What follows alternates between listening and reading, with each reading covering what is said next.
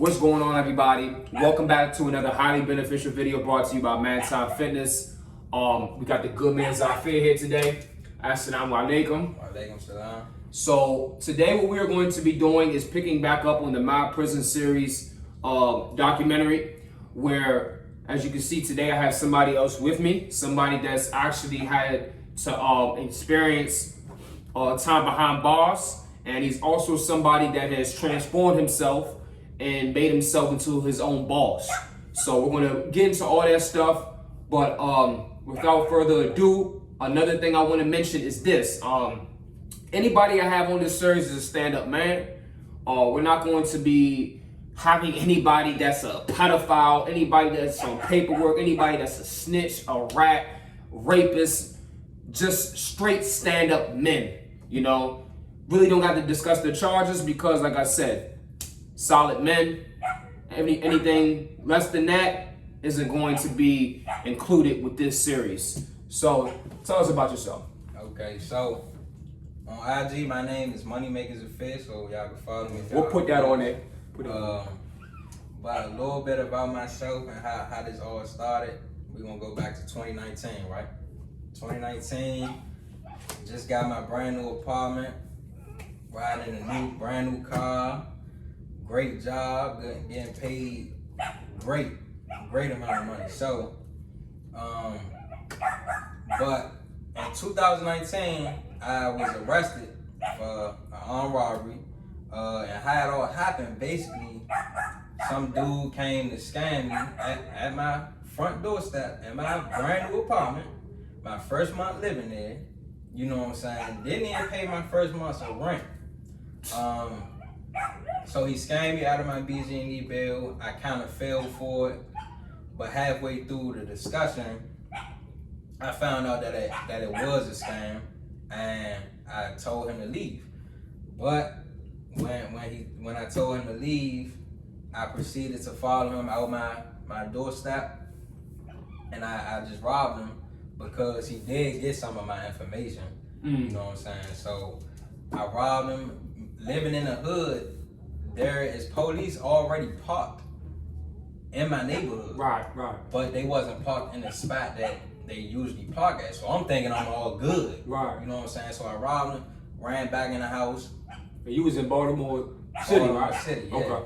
So I went back in the house, and it only took 2 to 3 minutes for the police to be at my door, banging at my door.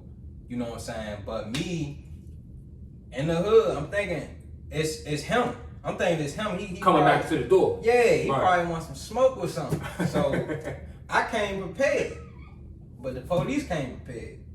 So I opened the door. They already got their guns out. You know what I'm saying? So so basically everything came crashing down. You know what I'm saying? I had a very good lifestyle. I was only 19. Were you Muslim at the time? No. Okay. No, I was not Muslim.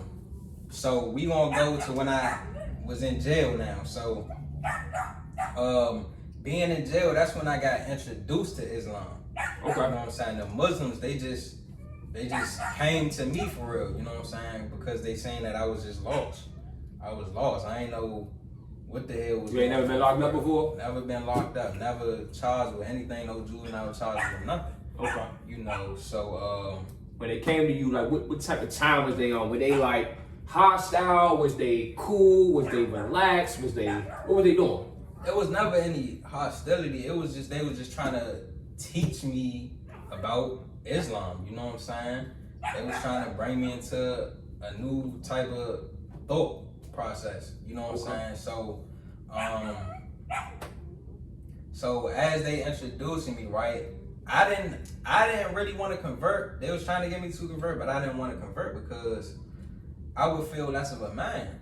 Wow. You know what I'm saying? Because everybody know that the Muslims got the numbers in the jails and the prisons throughout the DMV. Right. They got the numbers. So I mean, what would I look like going in there, only being in there for 2 weeks, and I come out a Muslim? Okay. How would that look? You know what I'm saying? So you feel as though your intention wouldn't have been solely for Allah? You feel as though Do you feel as though it would have been fake? Would it have been sincere? Obviously, because let's Okay, just want to make that clear. Let's You know what I mean? let's be real. I mean, we all seen the wave back in like 2011 when people was going to jail and then everybody come out Muslim. Yeah. I mean, let's just be real. You know what I'm saying? So Yeah. Don't know nothing about the deen. Don't know what Tawheed is. Don't even know how to pray.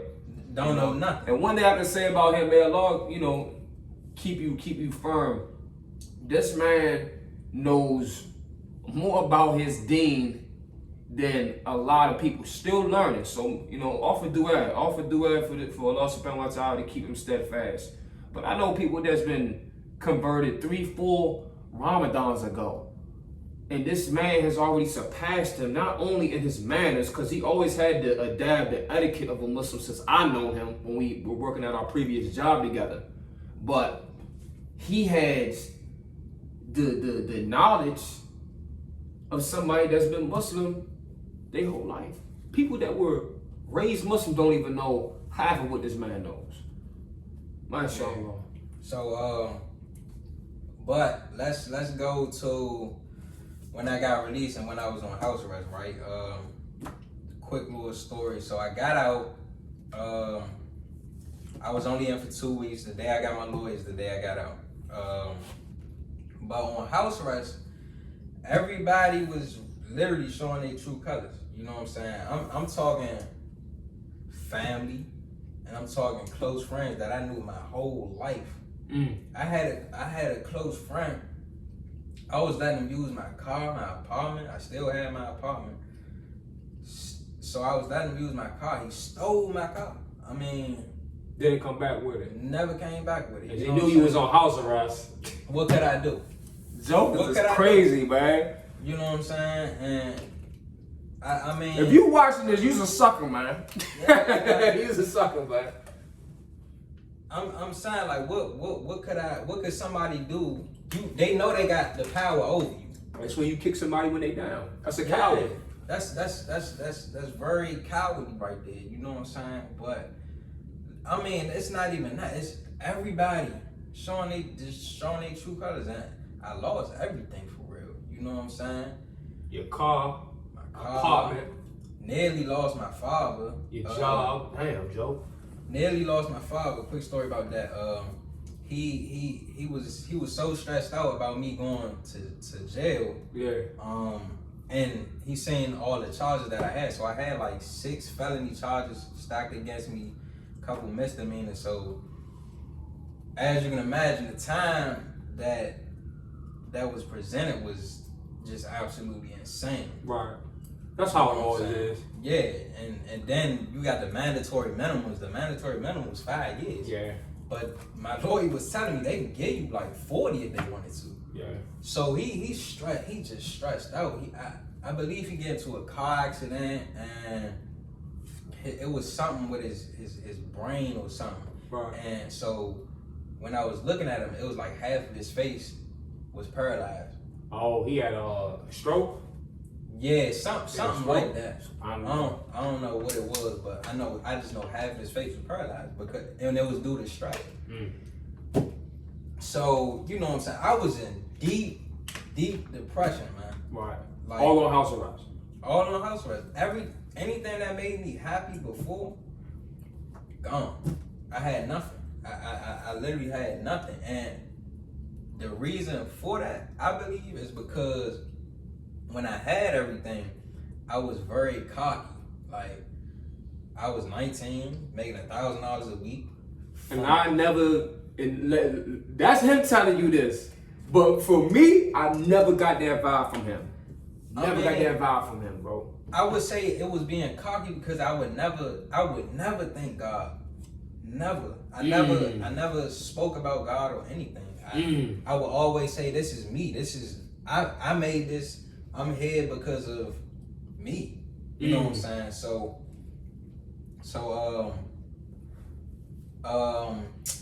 what else could I say? But on house arrest, yeah, everybody just switched up on me, man. And I basically had to build myself into the person who I am today. So that's when I was just learning. I was just learning about credit. I was learning about stocks. Okay. I was learning about everything that I could learn. And that's what you do now.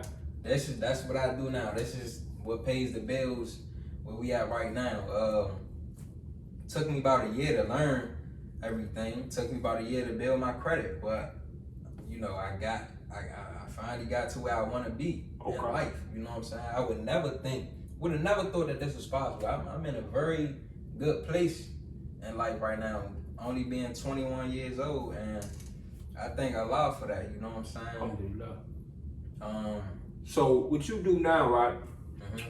You are the owner, CEO, and founder of Thompson Legacy LLC. Mm-hmm. What do you guys do at Thompson? So, Thompson Legacy is a credit repair business. We can teach you how to get into the stock market, crypto, but my main thing is private investing. A lot of people don't know what private investing is. That's how I get most of my money and live rent free for real. So I use my credit to fund my private investing. So, and how I did that was I just got a credit card, the American Express Gold card. Okay. And I just wiped it out. I gave all of the money to my private investor, and that was about $5,000. And he basically brings me $1,000 a month, and that's never going to stop. It's never going to stop. It's indefinite. You know what I'm saying? So that's how I live rent free right now. Not speaking on the money from the stock market. Right. And then I also do consultations, $300 an hour for a consultation, and I can teach you how to do everything that I know. You know what I'm saying? SubhanAllah. Alhamdulillah. That's alright, bro. That's alright. So, going through what you went through to get you here now, obviously, you know, we know the answer. You would do it all over again. Yeah. You would do it all over again. Bro, I would never thought that I would be in this position this soon, though.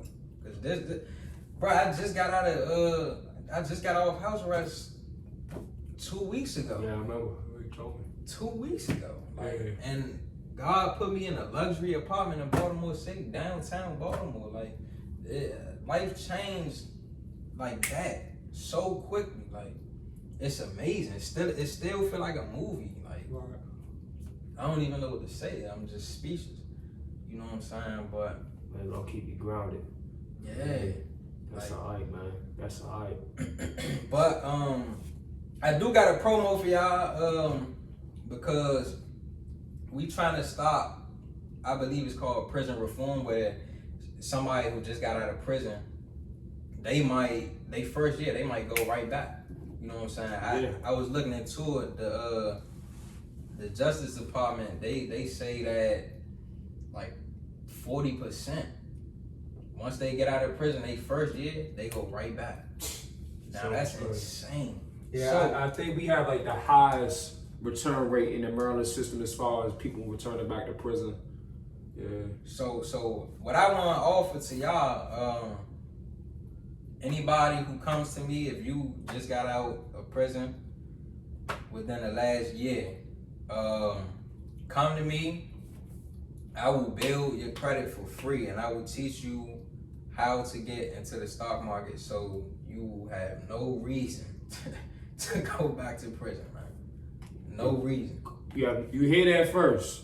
You have no reason to go back to the streets, to go back to the plug, to go back to your connect, to go back to the iron, to go back to the home invasions, to go back to being a pimp. Yeah. You don't gotta do it. You don't gotta do it. Come man. Come talk to me. Moneymakers Zafir on IG. You know what I'm saying? You can go to my website, www.thompsonlegacyllc.com. We'll put that link in the description, inshallah. Shoot me an email, DM me on IG, whatever you need to do to get in contact with me. So before we leave off, right, we have some questions that were brought to my attention when I did the Q&A. We're gonna go over 3 questions, right? Well, we already went over what made you go there. So what is the craziest thing? I remember earlier, like you were telling me about a fight, right? Tell me about the fight that transpired. Was the Muslims involved? No. Muslim wasn't involved. Okay, good. All right. And you see, that's why I respected them even more. But so it was a fight over a pack of noodles. over a pack of noodles. One pack of noodles. Hold on. Talk. Before we go any further, a pack of noodles in the joint when I was in there cost 31 cents. Just imagine just having to be around that. Jokers fighting over 31 cents. If that's something you want to be around, hey, go ahead and put a gun on somebody. Keep doing dumb stuff. That's what you want to be involved with. Go ahead, man. and see, these was dudes, they was together every day, and they would get a lot of noodles and throw it in the trash bag and throw it in the dryer. However they cook the noodles, I don't know. Oh, they made a little hookup. Yeah, it was a lot of them though. Yeah. You know what I'm saying? So for them to be fighting over one pack of noodles, I mean, come on, man. Wow. You know what I'm saying? They really went at it. You know what I'm saying? They went at it. Got crushed over some noodles. Yeah. You know what I'm saying? That's just unacceptable right there. Man, Joe. All right, so we'll do one more question.